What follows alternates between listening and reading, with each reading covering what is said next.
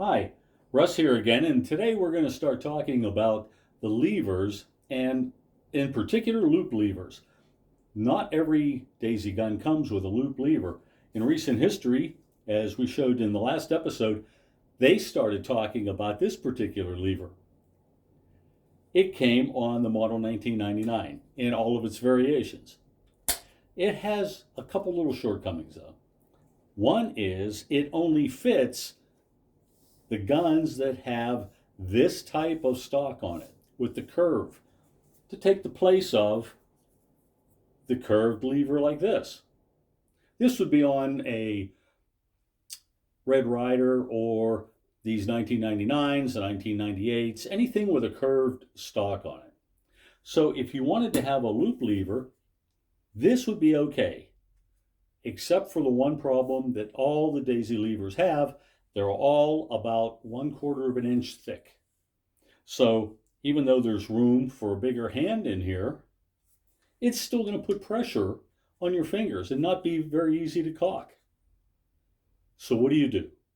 Well, what I have done in the past is I have created a wider loop, attached it to the plastic levers, and that has made it more comfortable.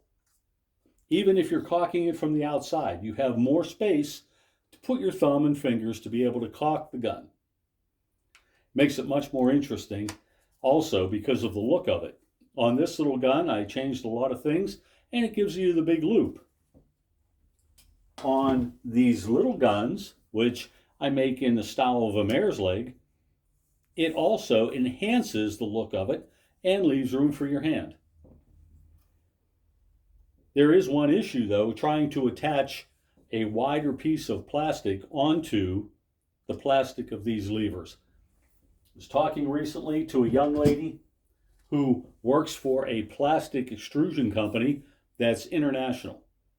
And my problem is nothing sticks to these levers. I asked her if it could be a matter of this extrusion being extrusion, however, of polypropylene. She said most likely it is. And that does cause an issue because nothing sticks to it adequately to take the force of cocking the gun. I have tried everything. I have tried plastic epoxies. I have tried universal epoxies. I have tried epoxy putties. I have tried cements. I have tried model glue. I have tried Elmer's glue. I have tried super glue. Nothing is adequate in trying to stick a material to this or even making it stick to itself to effect a repair. So what I've done is come up with a way of attaching something like this ABS plastic or even PVC plastic mechanically to the lever and being able to establish that wide grip on here. And I'll tell you how that's done. First of all, I like to have something comfortable enough for my hand to fit into. So I want to cut a piece of this at least 3/4 of an inch wide. If this is 1/4 of an inch wide, I cut a notch in the piece that I've cut off, and it fits nicely over the front and back because this piece of plastic is a plumbing fitting that goes over top of a piece of 4-inch drain pipe.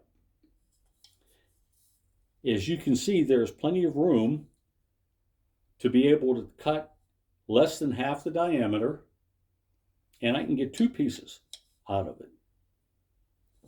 In the past, what I've done whenever attaching those is I would cut the bar out of the middle. Recently, I started leaving that bar in for 2 reasons. It helps to maintain the integrity of the lever itself as far as strength. There's still plenty of room to get your hand in here, and it looks really cool having that extra bar in there. So that's what I've done. And this is, as I said, about 3/4. How do you mechanically hold that in place? Where the overlap is here and on the back, You drill a hole and you put in a steel pin.